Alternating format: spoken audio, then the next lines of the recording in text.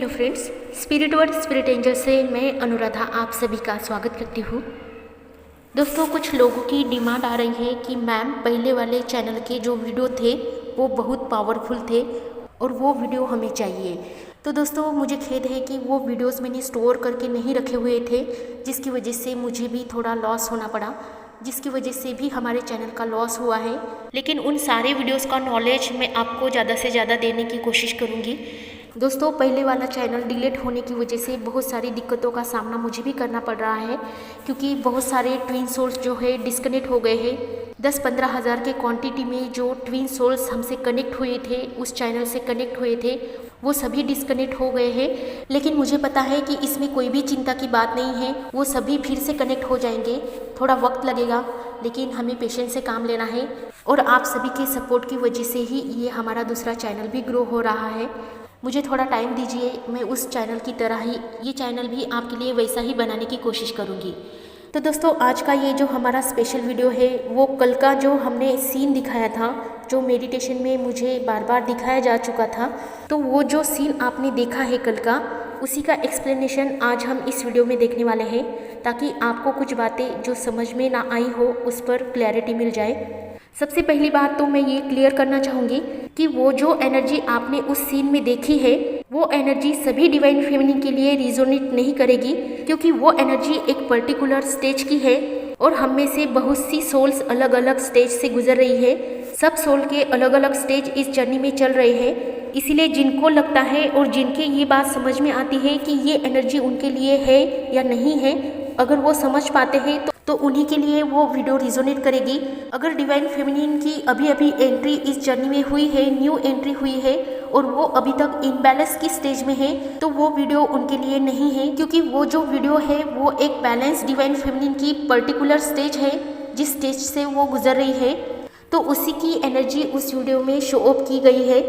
इसीलिए जिनको रिजोनेट नहीं करती है वो डाउट और कन्फ्यूजन की स्टेज में ना आए और ये समझने की कोशिश करें कि इसमें आपके लिए क्या मैसेजेस हो सकते हैं।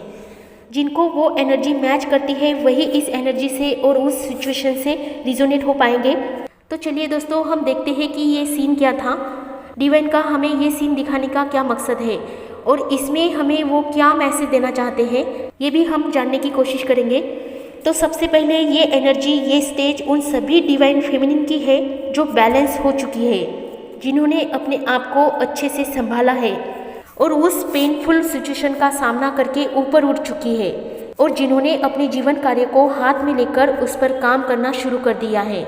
उस सीन में जब डिवाइन फेमिनिन की एंट्री होती है तो मस्कुलिन उसे देखकर चौंक जाते हैं कि किस तरह उसने ये रूप धारण किया है और वो किस तरह से अपने आप को बैलेंस करके वो अपने जीवन कार्य के लिए तैयार हो गई है। और ये सब देखकर डिवाइन मस्कुलिन चौंक जाते हैं।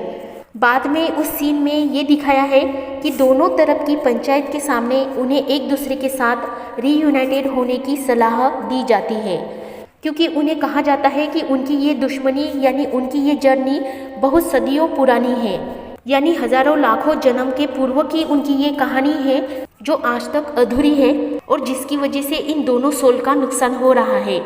यूनिवर्स में बैलेंसिंग होने के लिए, सोल की ग्रोथ के लिए, लोगों के नुकसान को बचाने के लिए, समाज की अवेयरनेस को बढ़ाने के लिए उनका एक होना बहुत ही अनिवार्य है, ताकि दोनों तरफ से यानी 3D वर्ल्ड में और 5D वर्ल्ड में ये दोनों सोल एक दूसरे के साथ बैलेंस क्रिएट करके अपने जीवन कार्य को अपने हाथ में ले, ताकि इसका बहुत सारा बेनिफिट्स हमारी इस धरती की पॉजिटिव वाइब्रेशन बढ़ाने के लिए मदद करे, जिससे और भी सोल की अवेयरनेस बढ़ाने में और उन सोल को आगे बढ़ाने में मदद मिले। और ये तभी हो जाएगा जब ये दोनों सोल एक दूसरे के साथ रीयूनाइटेड हो पाएगी, क्योंकि इस धरती पर एक भी आत्मा अगर पूर्ण तत्वों को प्राप्त कर लेती है तो उसका बहुत सारा पॉजिटिव बेनिफिट्स इस धरती को मिलता है, जो इस धरती की पॉजिटिव वाइब्रेशन बढ़ाने में मदद करता है। लेकिन बैलेंस डिवाइन फेमिनिन इतनी ज़्यादा स्ट्रांग बन चुकी है, इतनी ज़्यादा इंडिपेंडेंट बन चुकी है कि वो अब अपने डिवाइन मस्कुलिन के इस प्रस्ताव को रिजेक्ट कर देती है। ये भी एक बात उस सीन में शो करती है, क्योंकि अभी की जो डिवाइन फेमिनिन की कंडीशन है वो बहुत ज़्यादा हद तक अपने आप में बैलेंस हो चुकी है, उसने बहुत हद तक अपने आप को बैलेंस कर लिया है, तो ये बात भी वहाँ पर शो की गई है। और उसका ये जो रिजेक्शन है वो अपने डिवाइन मस्कुलिन के लिए रिजेक्शन नहीं है, बल्कि ये रिजेक्शन डिवाइन मस्कुलिन का वो कर्मा होता है जो उन्होंने भी पहले डिवाइन फेमिनिन के साथ किया था। वो कर्मा यहाँ पर चुकता हो जाता है, वो कर्मा यहाँ पर चुकता हो रहा है, ये यहाँ पर दिखाया गया है, जो उन्होंने भी अपने डिवाइन फेमिनिन के साथ किया था।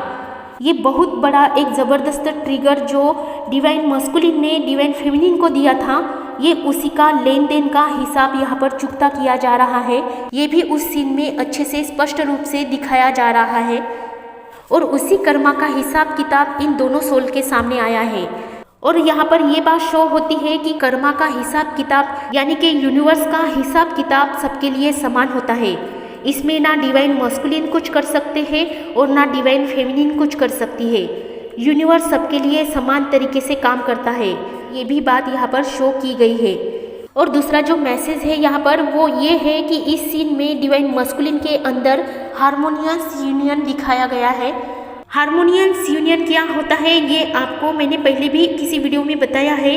हारमोनियस यूनियन तब होता है जब कोई बैलेंस डिवाइन फेमिनिन अपने सोल पर्पस पर काम करने लगती है, तब डिवाइन मस्कुलिन के अंदर ये हारमोनियस यूनियन क्रिएट होने लगता है और वो अपने आप को सोल के माध्यम से डिवाइन फेमिनिन के साथ कनेक्ट हो जाते हैं, एक हो जाते हैं। और यहाँ पर इस सीन में भी यही बात स्पष्ट रूप से दिखाई गई है कि डिवाइन मस्कुलिन भी अभी अपने डिवाइन फेमिनिन के साथ कनेक्ट होना चाहते हैं। यहाँ पर ये बात भी स्पष्ट रूप से दिखाई गई है। दोनों सोल समाज की भलाई के लिए अपने अपने जीवन कार्य को पूरा करने के लिए एक दूसरे को समर्पित करती है। प्रेम दोनों के बीच में समान ही होता है, लेकिन समर्पण और त्याग ही प्रेम का उच्च स्वरूप का दर्जा होता है। और प्रेम का अर्थ सिर्फ पाना नहीं होता है, बल्कि आत्मा के स्तर पर एक होकर समाज की भलाई के लिए त्याग और समर्पण करना भी सच्चा प्रेम होता है। ये बात भी यहाँ पर स्पष्ट रूप से दिखाई गई है।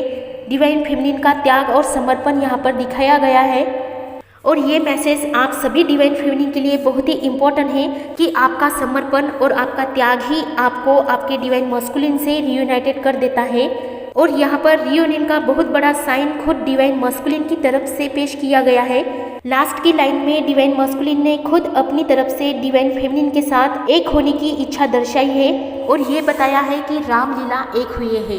रामलीला का मतलब यहाँ पर राधा कृष्णा शिव शक्ति एक हुए है। और ये वीडियो उन सभी बैलेंस डिवाइन फेमिनिन के लिए रीयूनियन का ही प्रतीक है। इसीलिए जितनी भी डी अब इस एनर्जी की स्टेज में है, जो समर्पण और त्याग की निस्वार्थी भावना में आ चुकी है और अपने मिशन पर काम कर रही है, उन सभी डिवाइन फेमिनिन के लिए मैं कहना चाहूँगी कि बैलेंस रहिए। चाहे सिचुएशन कैसी भी हो आपके सामने, स्ट्रांग रहिए, चलते रहिए। आप सभी का रियूनियन निश्चित ही होगा, लेकिन रियूनियन इस जर्नी का मकसद नहीं है, ये बात भी आप ध्यान में रखिए। और इस जर्नी का रियल मकसद क्या है ये बात आप भली भांति जानती हो डिवाइन फेमिनिन। इसीलिए अपने जीवन कार्य को आगे बढ़ाइए। ईश्वर आपके साथ है, यूनिवर्स आपके साथ है, सभी एंजल्स आपके प्रोटेक्शन के लिए और आपकी हेल्प के लिए, सपोर्ट के लिए आपके साथ है। इसीलिए अपने आप को बैलेंस रखिए, अपने काम पर फोकस रखिए। और आने वाले वीडियोस में और भी मैसेजेस आपको दिए जाएंगे जो आपके स्टेज और आपकी एनर्जी के अकॉर्डिंग दिए जाएंगे।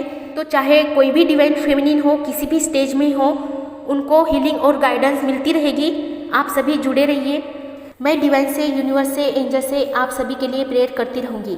मिलते हैं आने वाले नेक्स्ट वीडियो में। खुश रहिए, आबाद रहिए, पॉजिटिव रहिए, अपना ध्यान रखिए, मेडिटेशन करते रहिए। सभी के लिए हैप्पी जर्नी।